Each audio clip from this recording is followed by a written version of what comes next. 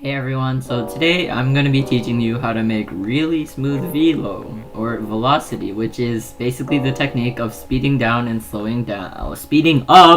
slowing down your clips in order to make them sync to the song. So I have found a very stylish and modern song to sync to.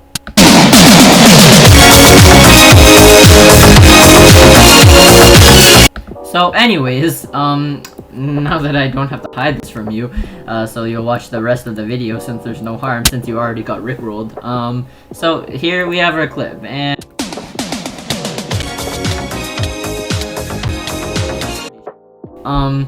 what you want to do first is, well, I already have my beats synced up, so I have a marker on every single time. Well, I synced it to the melody, but you can sync it to the beat, or you can sync it to the lyrics. So yeah, what you want to do is just start cutting it on every single marker.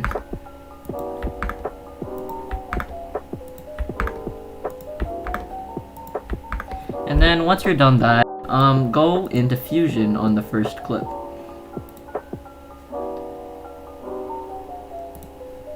And then, well, just drag this out so it's easier to work with, and then what you want to do is press Shift Space and then add a TST note. So just type in TST and then Time Stretcher will pop out.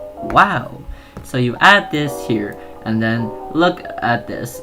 So this, okay, wait, we unkeyframe that first. Okay, so this says 1315 and this says 1360, and so you want to put 1360 here, and I'll explain why in a minute. And once you've set this here, now this is 1399, so you want to keyframe it here. I forgot to keyframe, I feel smart. Okay, and then you type in 1399 and then it'll go to there. So now we have and basically, the reason why we use the frame from the half point instead of this point is because now we've essentially just stretched out the entire clip, which makes it actually slow, which makes the velo not look like complete garbage.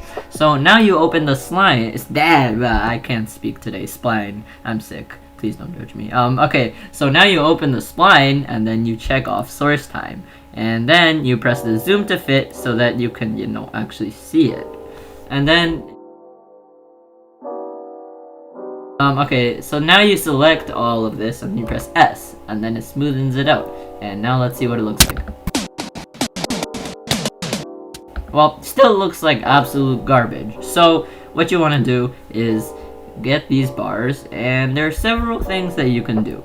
First one is you can make an S graph. This is my favorite for Minecraft because it actually looks good.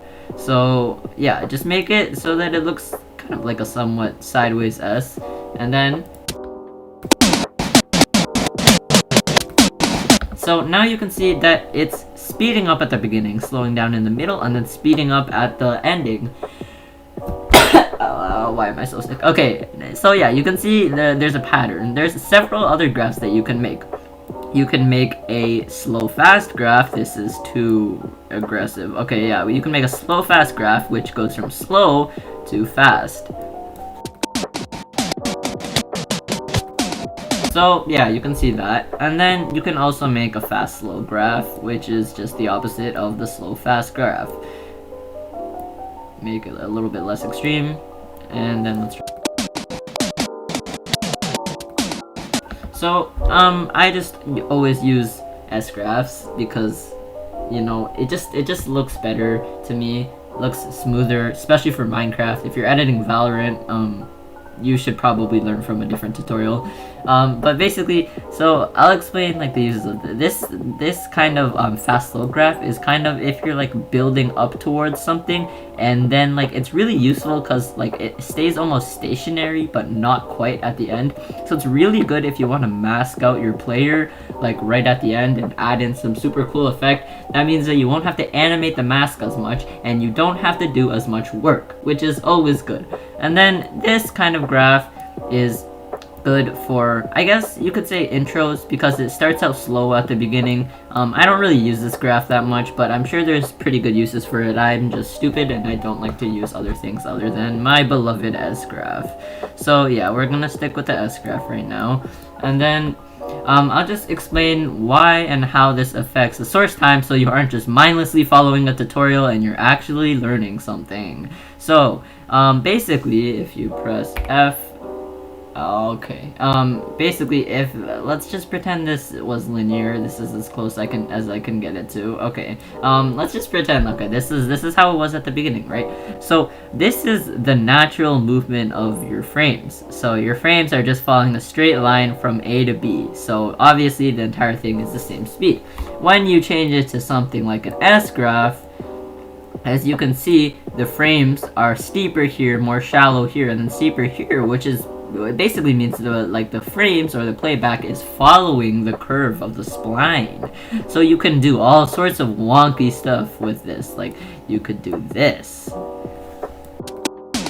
which means it gets faster than video. And I don't know why you would want to do that, but like, I mean, you know, play around with it. That's how you get better at editing. So yeah, now that you've made your S graph, have fun. Oh, and also, just something for convenience. Try to copy your time stretcher over to the other clip. The reason, okay, I uncopied. The reason for this is because now you have this keyframe right here, and you don't have to go back to the other clip and then find what frame it was at, and then go back here and then find what frame it was at again. You can just press this button and your clips will flow smoothly. So yeah, now we're gonna fast forward until I finish everything. This is a lot more painful than it is for you. Oh, and also, by the way, just a tip for setting your source time. If you want it to be slower, typically you keyframe it here, right? Nothing wrong with that. And then you look at the frames here. It says 1445, and then you put it 10 behind that. Okay, so then you would do 1435. All right, have fun.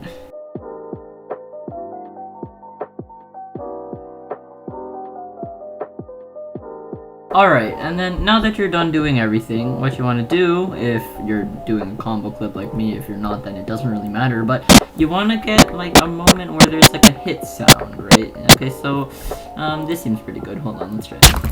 Alright, okay, so this seems pretty good. Ignoring the mouse sounds in the background, we'll just cut this, go a few frames forward, cut it again.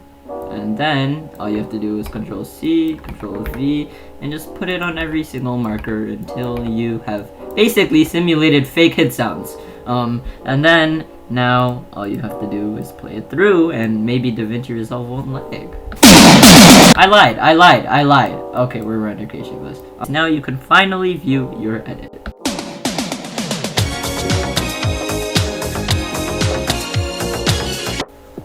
And so, yeah, that's basically it.